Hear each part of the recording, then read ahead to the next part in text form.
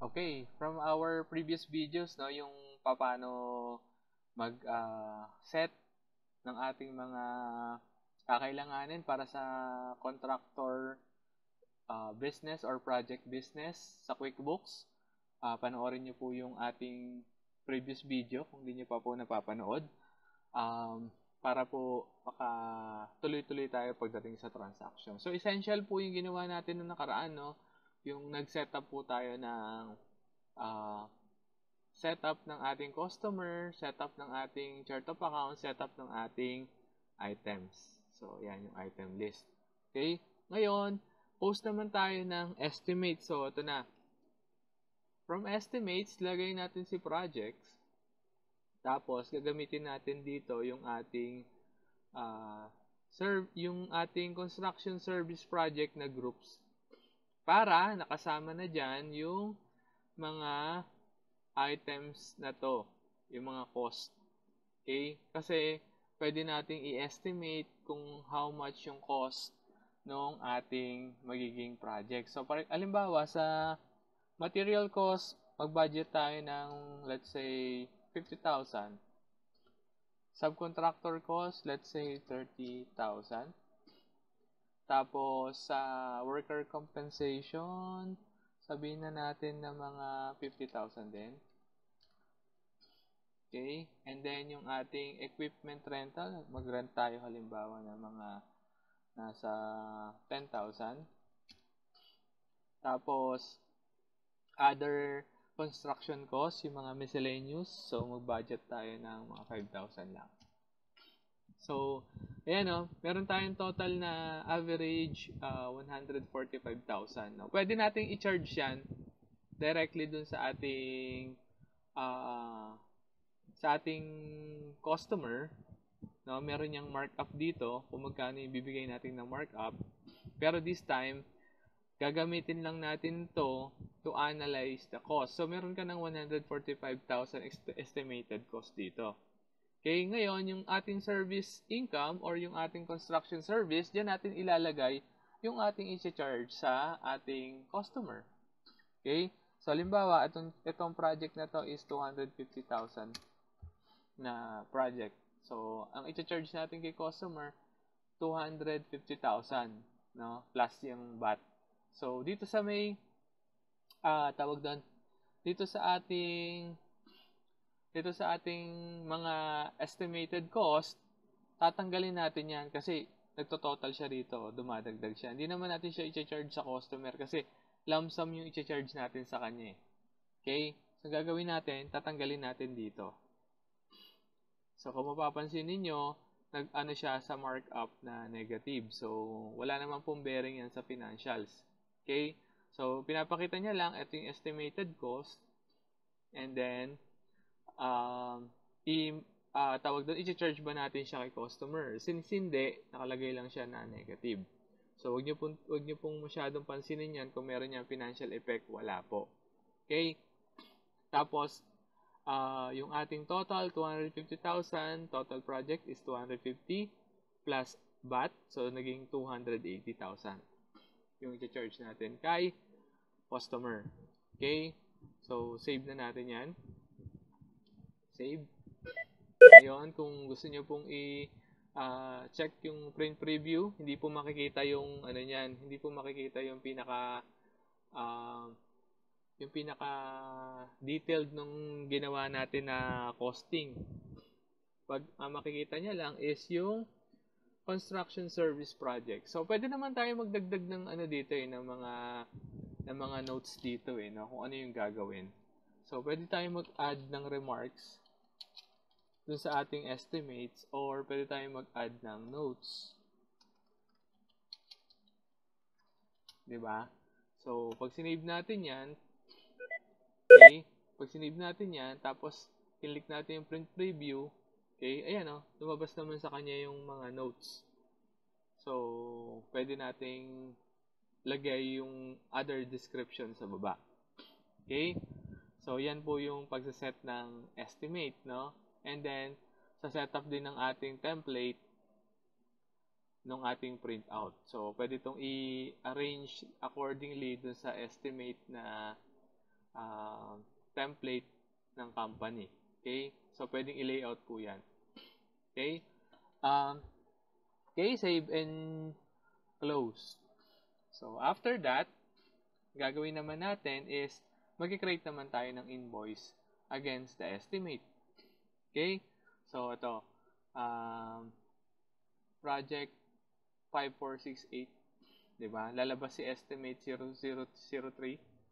Okay, 280,000. Pwede na tayo mag-send ng progress billing. So, create invoice for a percentage of the entire estimate. So, 10% lang yung charge natin for time being. So, ganito po yung itsura niya. Okay? Huwag nyo na pong intindihin na nandyan sa baba yung estimated na lumalabas dito sa baba. Okay? Na mga costing.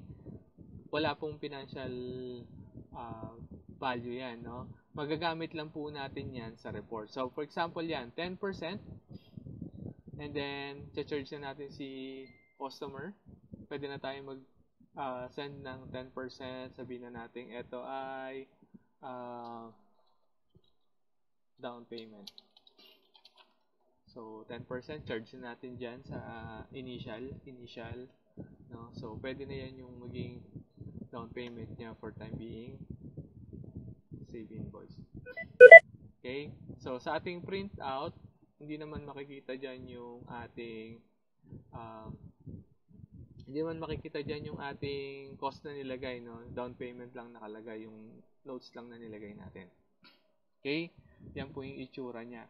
And then sa reports, okay, punta tayo sa reports, punta tayo sa job, time, and mileage. Una muna natin titignan is yung ating profit and loss by job.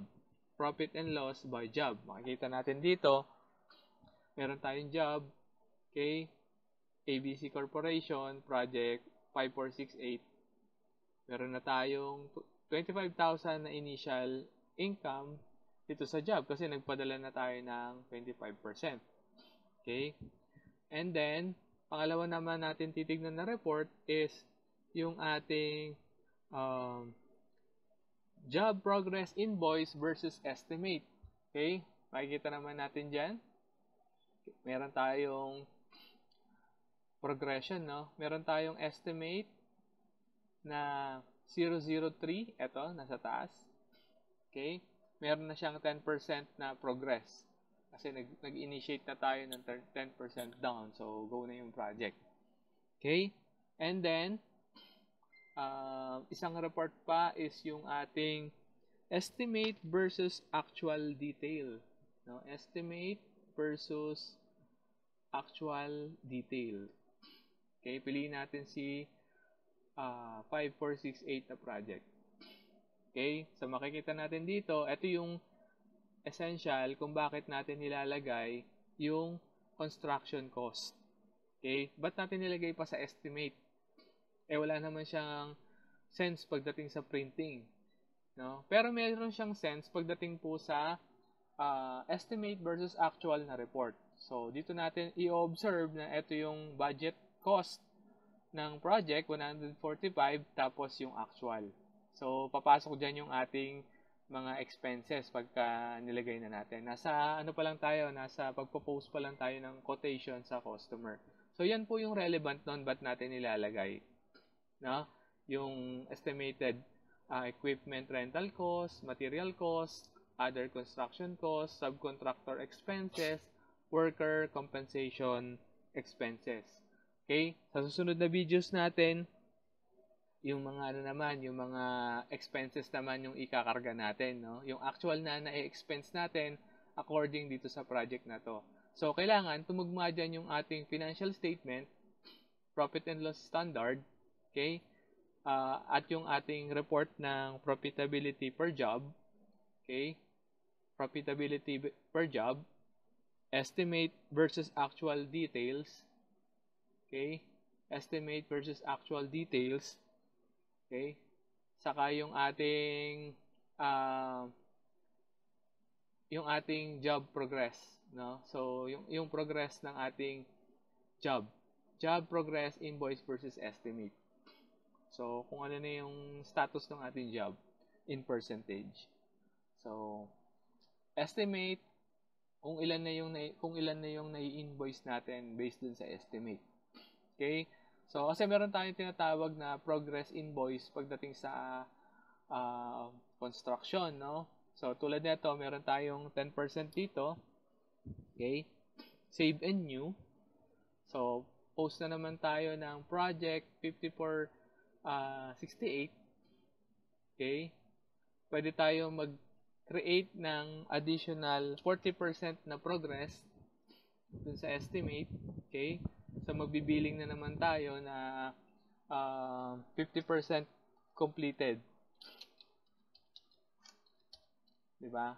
50% completed na halimbawa sa job. So, magbibill tayo ng another, actually, 40% yung i-charge natin kasi meron na tayong initial na 10%. So, ang total progress natin, 50%. Okay? So, and then, save and close. Okay? Or save and new. Save and new, halimbawa, i-fulfill na natin yung buong project. So, project 5468. Okay?